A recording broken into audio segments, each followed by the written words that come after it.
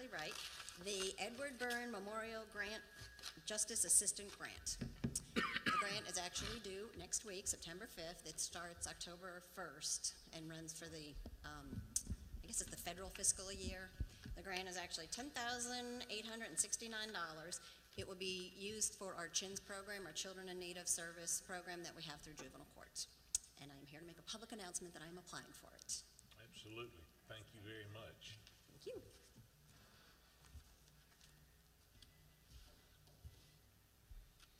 Item 2 on the work session, we're going to call on Keep Carroll Beautiful. Miss Lindsay, give us an update.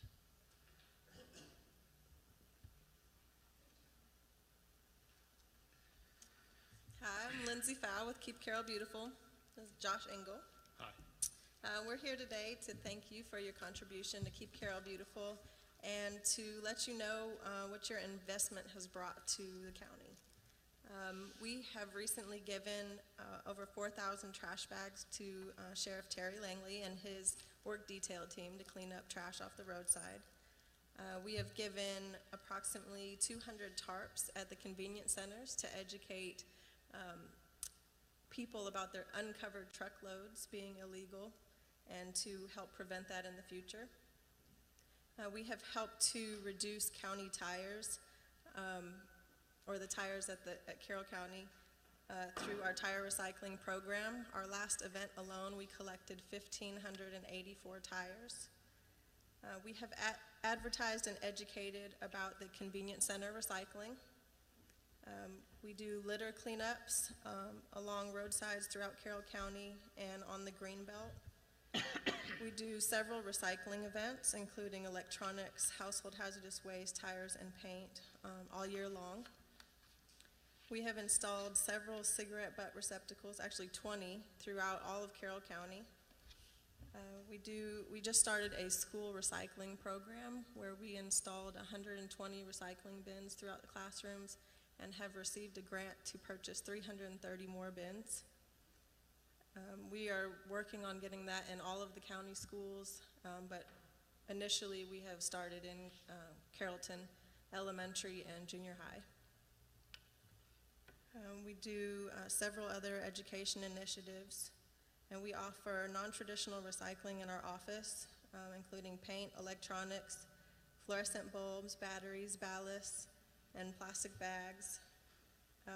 And also, in regards to the US Again program that's at the convenience center right now, I have requested to get 2 more bins at the Noonan Road Convenience Center, which hopefully have already been delivered. If not, they will be soon, and they will be monitoring that more often. Just an update, when we mentioned the tire recycling event earlier, those materials, we know how they collect and become a source of blight on our community. I wanted to kind of give a plug for anyone who happens to have any tires. On September 16th, from 9 to 1 at the Mill Performance Hall in Bremen, we're going to be partnering, Milltown Music Hall. Yeah, there it is. We're going to be partnering with Keep Harrelson Beautiful to hold our second tire recycling event. So should you have any tires, be sure to bring them there. And also on October 7th, we are having the second e-recycling event, and we know those only exponentially get more popular as we have them. I did want to say here at the end of our statement, there are few relationships as special to us as the one we have with the county, and we're very, very thankful for what you have done for us and help us to have the impact we have on this county. We want to make sure that we stress to the commissioners, should anyone feel the desire to join our board of directors, we are currently accepting applications to that. We believe that we want folks from the county to have direct input in the long-term trajectory of our organization. So should anyone like to join, you're more than welcome to apply. We'd love to have you. And again, thank you for all that you do for us. Absolutely. Thank y'all. Thank y'all. Great added benefit. Next item on the work session agenda, item number 3, Board of Tax Assessors. Calling Ms. Renee Palmer, Chief Appraiser, and Mr. Ed Federer, Chairman, Board of Assessors.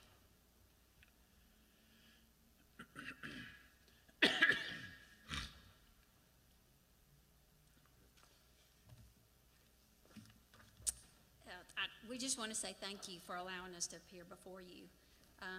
We appreciate the funds that was given to us for the GIS system. That's going to get that on board, I hope, within the next year. And the 2018 funding of the revision of the land tables. Our sales seem to be increasing for the large tract and small parcels, so that'll be a big thing for us to be able to redo them in 18, so we won't have to come up on this 10-year where we do it every 10 years. As you know, we just finished up the commercial industrial review for the 2017 digest. And I have to say, out of almost 3,000 parcels, only around 600 or so appeals have been filed. Some have asked to have appointments with GMAS, and in order to speak with them about their values, and all of these meetings have been very beneficial to the taxpayer and our office. I think it's been a good rapport between the two where they actually put a face with the actual company that has been doing the valuations, and it has worked out very, very well. They are introducing the taxpayers to the income approach, which for a new law that was passed for 2018, we are going to have to value on the income approach income-producing properties. That will be residential, that will be commercial and industrial, it'll be all of it. Right now we don't have any modules on the residential side, but GMAS is developing the income modules. And so as they sat down and talked with the taxpayer, they actually explained the three approaches to value: cost, market, and the income. And those three values should relatively come within very close to each other. We requested that in the 2017-18 budget for it to include a contract with GMAS, which was a 3-year contract. For the first year, it would be $55,000. They would review a third of the commercial industrial parcels, new photos taken and new construction measured and placed on the digest. Second year would be the same thing. Then the third year for 2020, it would be $90,000. Review of the final third of the parcels, as you know, a third, a third, a third. New photos, new construction, measured and placed on the digest. And this year, on 2020, they would develop the new pricing schedules for the commercial and industrial improvements and develop new land pricing schedules. And Mr. Federer and I had a meeting with Mr. Smith, and Marty was explaining a few things about the 3-year contract, and I understand now about that and that we might have to take it at 1 year at a time. At the present moment, GMAS is coming down 2 days a week to either have appointments with taxpayers or to simply work the appeals, or both. They do have access to the computers and can get on and work the appeals from wherever they are as well. The cost for them to come down is $550 a day per appraiser that comes down. There's generally 2, one working on the appeals and one doing the appointments. The county's paying $1,100 a week until the appeals are worked completely. There's going to be a cost of GMAS going to the BOE hearings as well, because we have several appeals that wanted to do hearing officers, and a lot of them they're sending on to the BOE. This cost is $750 a day. The total additional cost will be around $25,000 just to complete the 2017 digest on the commercial and industrial. At the present budget, we do not have enough money to cover that. When we asked for the commercial appraiser, GMAS was just kind of, because what they're asking is a maintenance contract. That 55, 55, and 90 is like a maintenance contract, so could continue their work that they have already started. And they were thinking that it would bridge the money, so it wouldn't be, $550 to work the appeals, that they would have an appraiser in there and a contracted commercial industrial appraiser in our office, and so they would just pick up and start working the appeals. But since that didn't happen, we're still almost at their mercy at $550 a day, them coming down and working, and then $750 to go to BOE, because it is a tremendous amount of preparation, not only on the residential side, but also on the commercial and industrial, because they're going to be explaining a lot of information.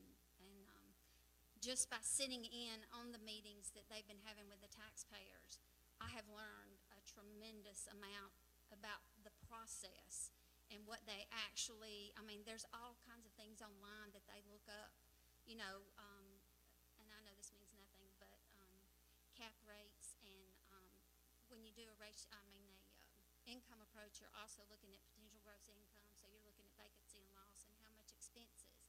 So what you're looking at is the whole big picture. So for like a hotel, they're wanting to know vacancy rates and average daily rate. I know just a little bit about commercial, not even enough, but I've learned a lot just sitting there listening to them.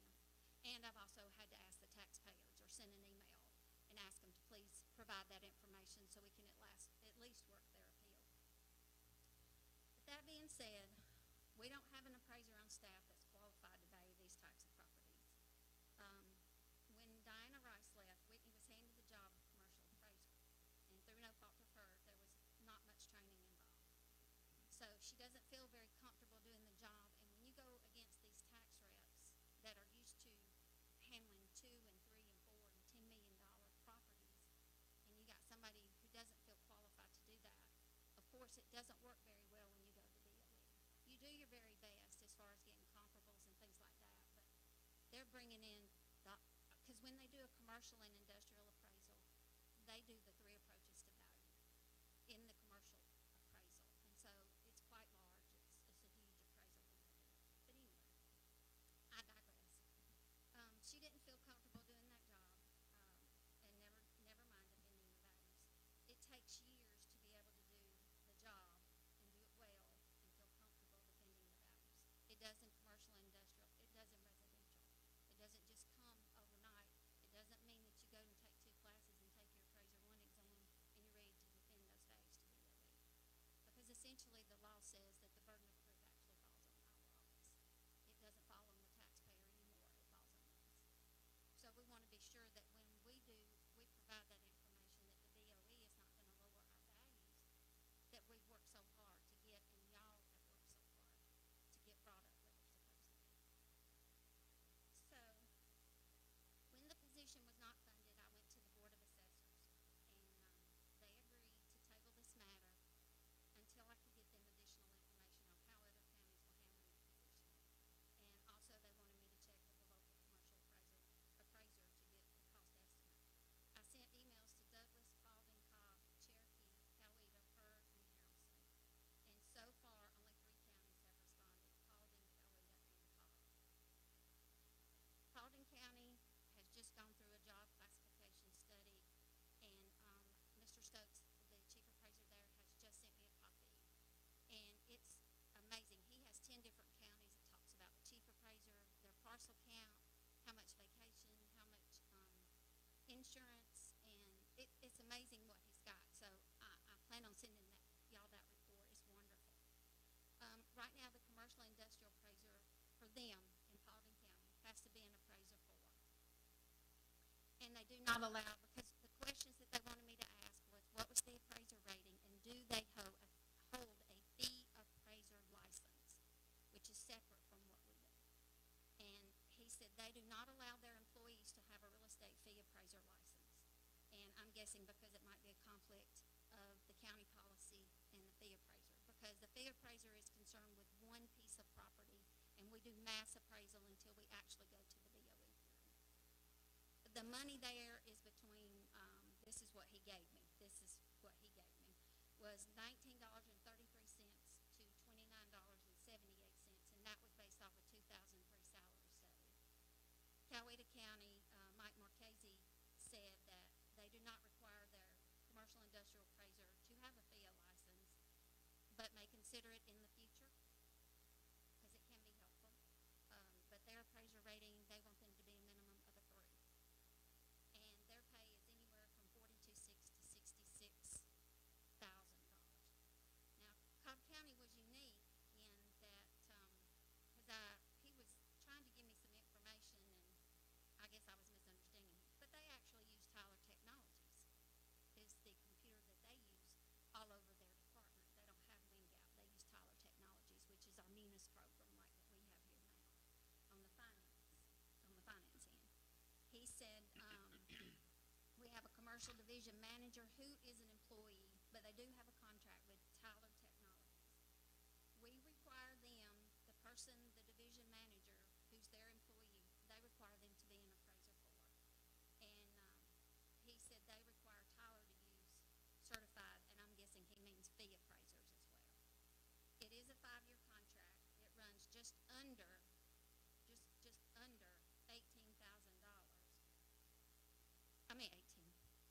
$100,000, I'm sorry, a year. They have 13,500 parcels. And we only have around 3 right now, is all that we have. He said that 800,000 is for everything. They do all the commercial tasks. Tyler does contract field work for the new construction, appeals and everything. And he said they will do it all. And they were just doing a job classification study as well, but they have not sent me anything on that. I spoke with one of the local commercial appraisers that I know, one of the few that are here that does commercial and industrial. And he said for a rural area such as this, that the salary would need to be between $60,000 and $75,000 for a good commercial industrial appraiser. And if they had the MAI designation, which is another designation that we can go and get, it would cost even more. So, in conclusion, I know we talked about 55,000. I've talked about a lot of numbers and thrown them out, but to pay for GMAS to actually continue helping with the commercial appeals for the 17 digest and to do the 55,000 would actually be around 70,000, you know, and I know you've asked me before, are you coming back to ask me for any more money? And I really thought about that. You know, you ask the one time, and then you say, well, you're back up. I've heard y'all say it many times as I've been to these meetings since I got this job. Are you coming back to ask for more? So I'm trying to ask ahead of the game so I don't have to come back and ask for more money. I did speak with Christy a while ago. Her name just escaped me. Christy Reese, and she's one of the owners of the company. She said for them to do a one-year contract was kind of difficult, and I understand that because she says the first 2 years they're paying the appraisers to do their job, and then the last year that's actually when their money comes into play. So she said over a 3-year period, if you want to condense the 55, and the 90, it would be around. And I said these were terrible numbers: 66. 67, so around $67,000 a year for them to contract with us to do the commercial appraiser. In addition to all of that, though, I wanted to let you know, too, because I saw some things on the maintenance contract that I had wanted clarification on before I came before y'all, which I said, well, if we've got an appraiser that we're contracting with you to do the BOE,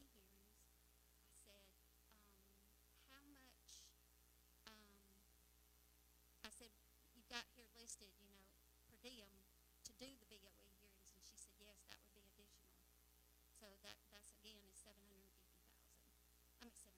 I'm gonna tell you, this has been a long day. I'm sorry. $750 a day for them to do the hearings. Only one appraiser would come down and do the hearings. There wouldn't be 2 at the same time because they're not running 2 boards at the same time. So.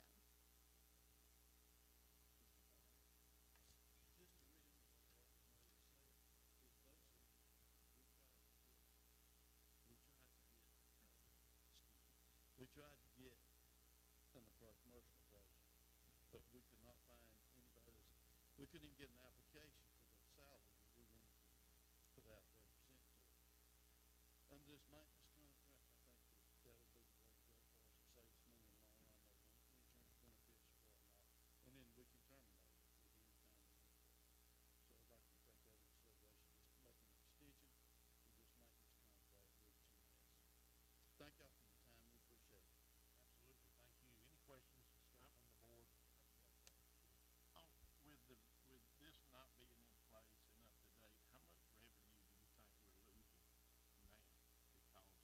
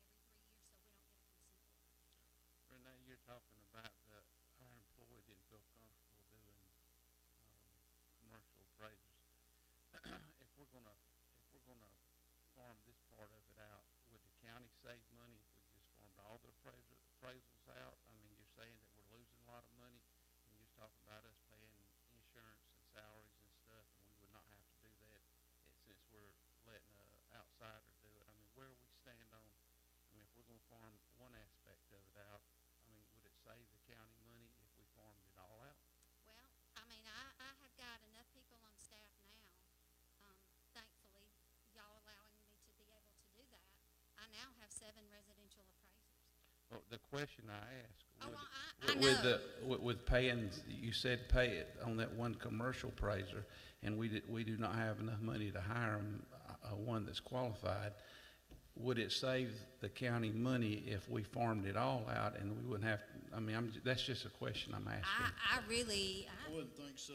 The salaries that we pay these appraisers one and twos and all, the salaries we pay them, no, we couldn't contract. But them you've out. got to take in consideration, didn't we just pay $1 million to catch them up last year? you're talking about the residential contract for 2016? What they did is they did all the field work as far as going to each and individual house. But 2,000 marshals. yes, there's. I guess, are they gonna be able to keep up what we had to catch up?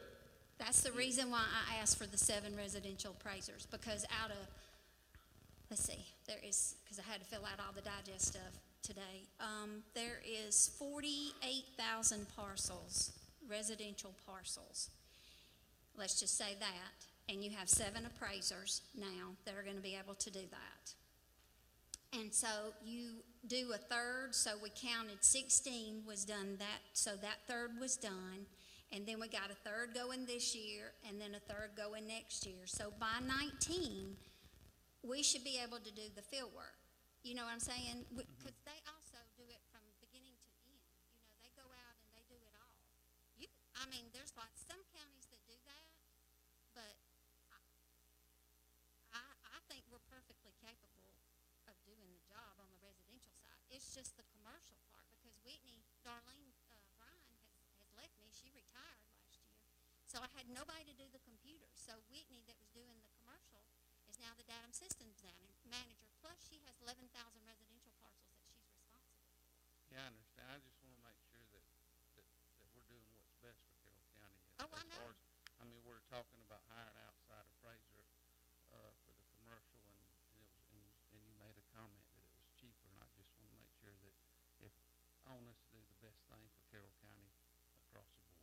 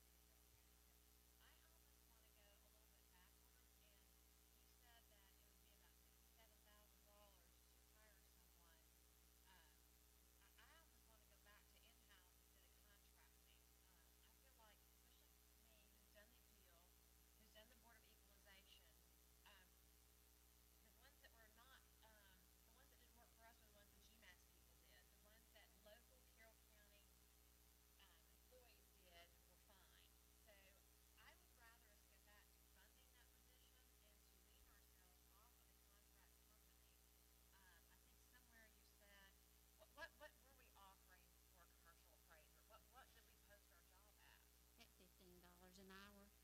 And we had absolutely no takers whatsoever.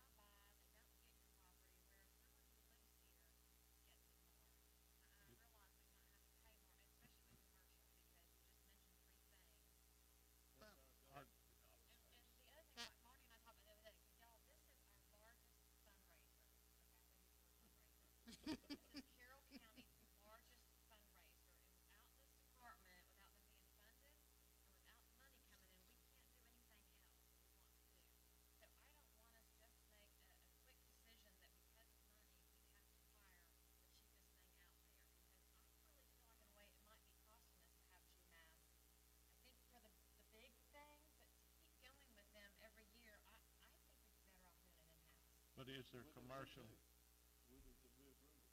Is,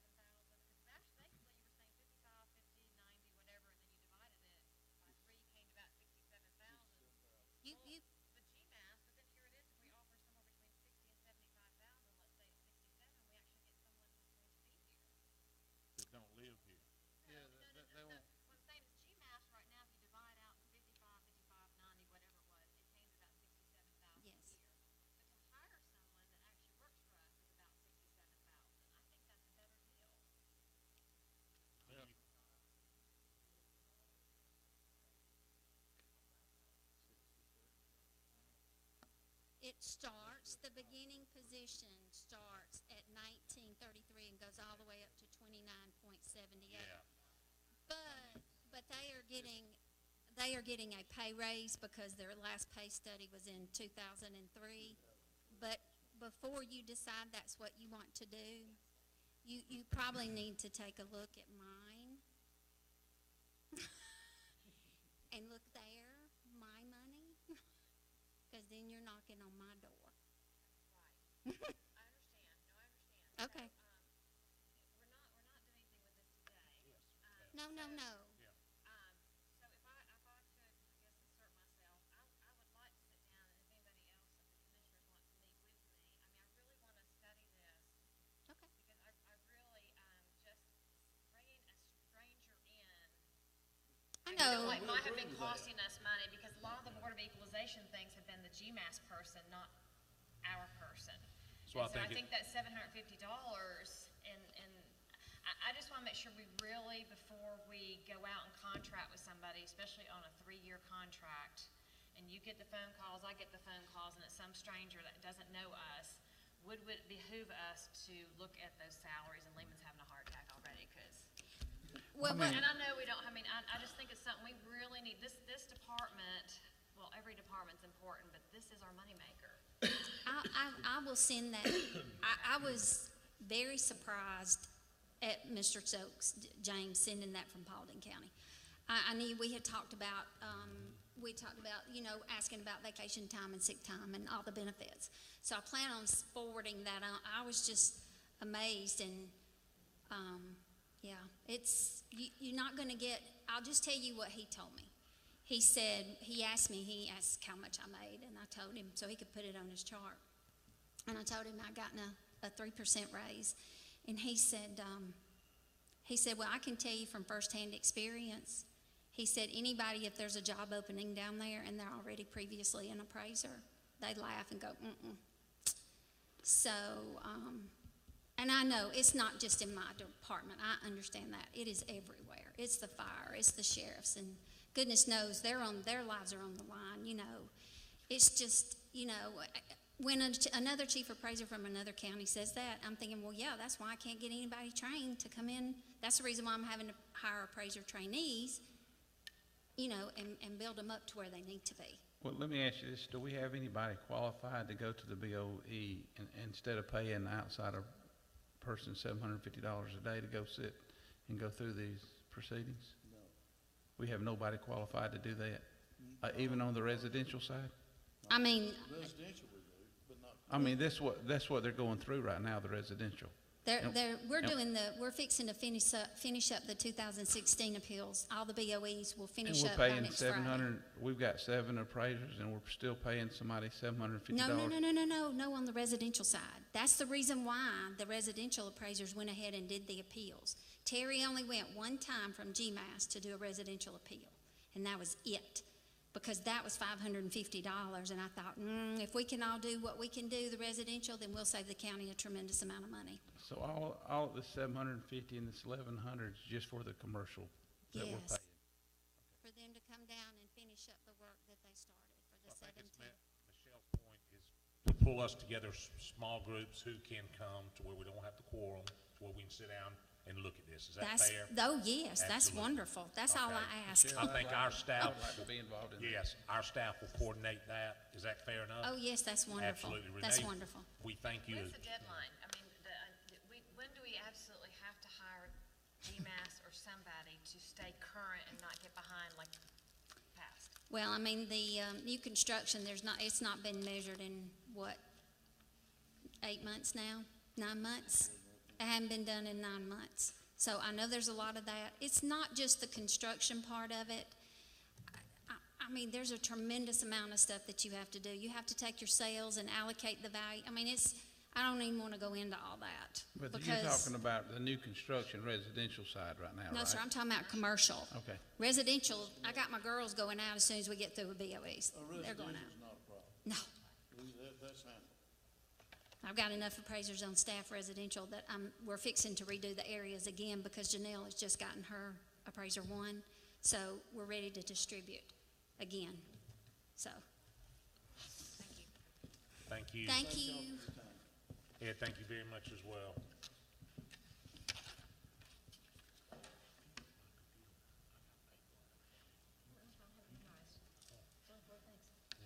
Okay. Next item on the agenda is going over September 5th's agenda. We'll go down to item number 8. We'll do 8.1, will be a financial recap next week with Lehman. We'll go to item 8.2. We're going to call on Mr. Ken Reeves with the Sheriff's Office for Sheriff's Patrol vehicle purchase.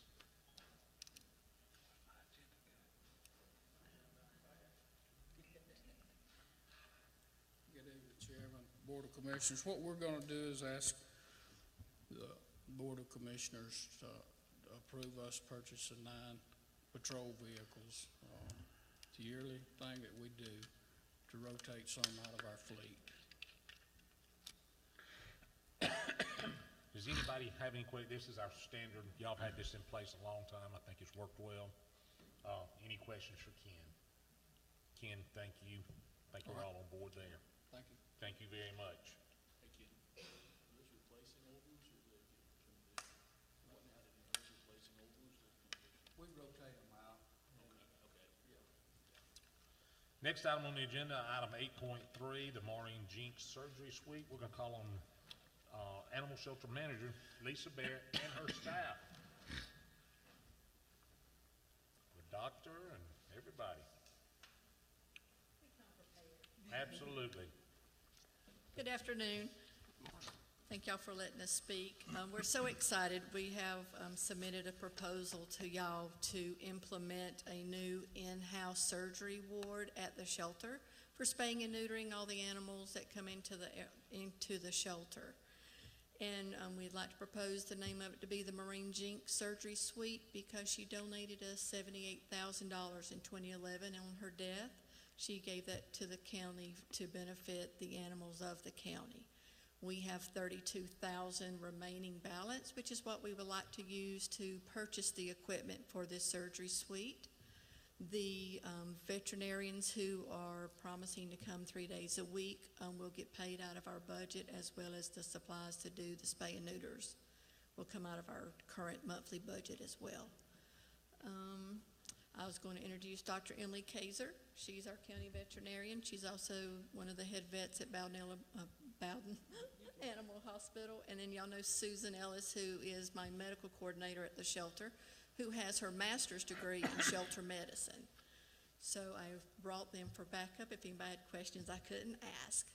I got a question. Okay.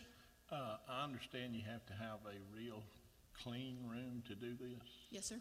Do you have that area that We you do. can, do that? We'll have to have a room that's just, we'll have to have a room that's just designated solely as a surgery, but there are plenty, we have options at the shelter of rooms that could be transformed into that. My second question is that I understand it's gonna cost us like $20 compared to what we were paying to do this. Correct, that's for the veterinarian's charge. So like now, they have to take the animals that are ready, like I've looked at them that week, they take those animals that are ready to the different clinics that do work with the shelter currently. So some of the prices now, like a small puppy neuter, which is a male dog, we pay around $50 to the veterinary clinics that do it. For a female dog, for a spay, it's around $60. Even being able to pay the veterinarian coming there to do the surgery, the cost of the equipment, your sutures, your anesthesia, that stuff, a puppy neuter would only cost the county around $30, a spay around $35. So almost half of what we're currently paying. Average cost for spay neuter then would be about $32 over cats, dogs, puppies, however we're looking at it. So My other question is for you, Lisa, will this help us to be able to lower our adoption fees where we maybe can adopt these animals out? Definitely, that's our goal actually. Our current fee is $120 for dogs and puppies, $100 for cats and kittens. I would like to reduce that down to $50 straight across the board for everybody. Since the average cost for a spay and neuter is only going to be $32, we'll still make $28 per head. That's great. And we're hoping this will increase our adoptions by about 600 a year. which is what we're trying to do. We're wanting to become a certified, recognized no-kill shelter by 2018. The state of Georgia is slated to become a no-kill state by 2025. And you can do everything with the money that we have available. This will purchase all the equipment we need, and then our budget will do everything else. Okay. Any other questions? Okay. No? Thank you for the presentation. Thank you very much. We're excited. Next item is item 8.4. Director Tricia Orr could not be here. That was a resolution we looked at and thought the state was going to make changes. There are no changes. It's going to stay dollar fifty, no change. It will be the same resolution. She'll present that to tonight, whoever's here in her place. Next on the agenda is item 8.5. We can call on Operations Director Joe Pilgrim, DFAX expansion and lease. Chairman, Board of Commissioners, pleased to present you a proposal that's been a long time coming. I know we've been talking about this, and y'all are probably tired of it, about doing some stuff at DFAX and dealing with state entities, and Commissioner Morgan has been very active with dealing with the state on that, and Chairman Smith and others. But we've got a proposal.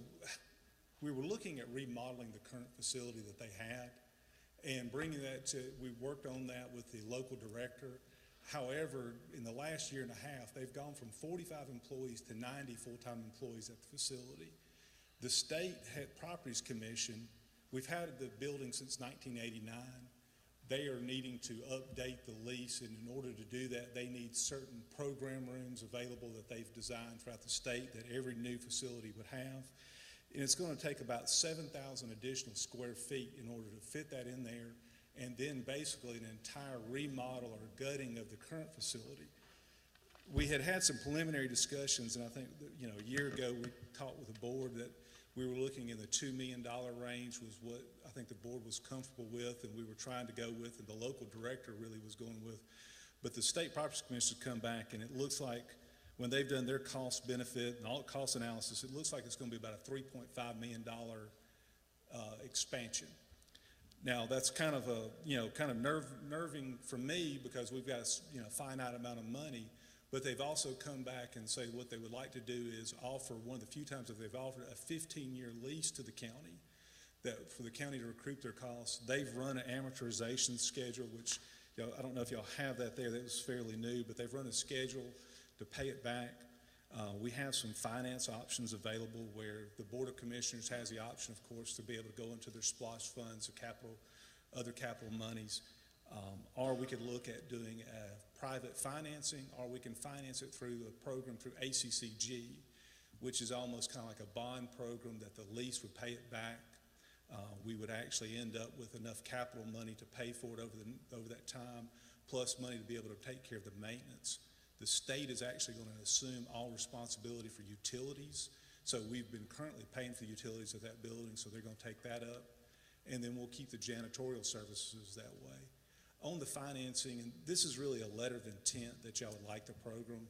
I think then we would have to come back and the State Properties Commission has to bless it. Then it would come back to y'all more into a lease and decide how y'all would like to finance it. If this is something, but this is if y'all have an interest. If it exceeds $3.5 million when we get down to it, the state has offered that they would renegotiate the rental price, or the Carroll County would be able to back out. So this is a way that, and we're still able to provide them some fairly low-cost rents for the area and be able to return and protect the money and free up some other money. So, and on ACCG, I think really at this point we're preliminary. Only if we did a lease option, we're real preliminary into that, but I think we would be something that we'd be presenting back to y'all once we knew how the state looked on whether they would consider it. Any questions? Jeff, thank you. Thank you. It has been a long time coming. Thank you. Next, we'll be moving into the business session. Item 9.1, we're going to call on Stacy Blackman for our road name change. Good evening. We've had a request from Midway Church to change the name of the portion of the road from Georgia Highway 61 to Old 61 to Midway Church Road, and is currently Sand Hill Hickory Level Road there for that portion. We've sent notices to the two adjoining owners. One has signed a consent, the other was mulling it over, so we'll see if he shows up next Tuesday. So that's for your consideration. I think you have a map on there that shows that portion of the road. It goes to their church entrance road. Any questions? Seeing none, we'll call on Ms. Stacy Blackman again to discuss social media policy. Okay, there's been, this is a draft, I think, that we distributed about a month ago, and I think it's gone to the Employee Action Committee and department heads, but we felt it would be good to have some guidelines in place about social media use, what would be appropriate, and also personal social media use during business hours too. So that's for your consideration if you have any questions about that. I do. The only question I have is, once we put this in place, how is it gonna be conveyed to the employees? And then how, what are the actions, what is the, excuse me, the channel that, to report if someone's abusing it? I think like everything, our policy will come through HR or it'll come through a department head. We'll have communication to get it out to say that it's in place. And it can be tweaked. This is a starting point. Department heads have looked over the Employee Advisory Committee. It's not anything, it's kind of like we've talked about putting things in community development. We're not gonna sit here and monitor. What's happened is we had some discipline issues. We've had some requests by some departments that said they need something in place. We've had some issues with employment that the attorneys have had to work on, and they've had nothing to work with. So it's kind of given us the teeth to handle situations as they are presented. It's not giving us something to go out and monitor. That's right. Thank you. Okay. Any other questions? Seeing none, we'll go to item, 9.3 is Ms. Stacy Blackman again. We're gonna probably amend the agenda. Yes, this is if you approve it, a proposal. It's on the State Patrol building. It's on the Villarica building. The deed on that, for that facility from 1962 says that the facility returns to the county if it's no longer used for the State Patrol barracks. We're working with the State Patrol office. There is a radio communications tower located there that's in use that they would like to keep that tower there. They lease a part of it to the FBI. And they've asked if we would grant an easement to them for that tower. So we have that resolution for your consideration. This will also go to the State Properties Commission. And you're already working with the state on that as well? Right. Has anybody got any questions on that? Any issue? Do we have a consensus? Is it okay to, I'm gonna add it to the agenda as item 9.3? Okay, Okay. great. Thank What are we you. doing with that piece of property now that we have it? So before we commit to something, what are we doing with it? We're still waiting for the paperwork to actually say it's ours. Really, upon abandonment, legally it is, but we're waiting on the paperwork. At that point, we'll present to the board and start discussing.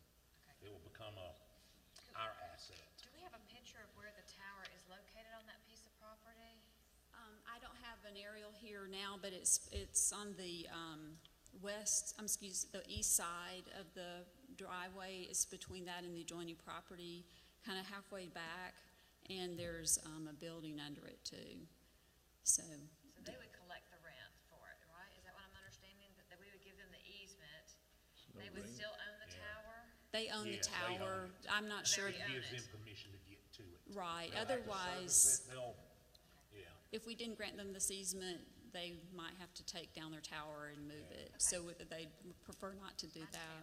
And with communications, that's probably where they're headed, but. Okay, I'm good. okay, thanks. All right, last agenda, any other items before us? Seeing none, we stand adjourned.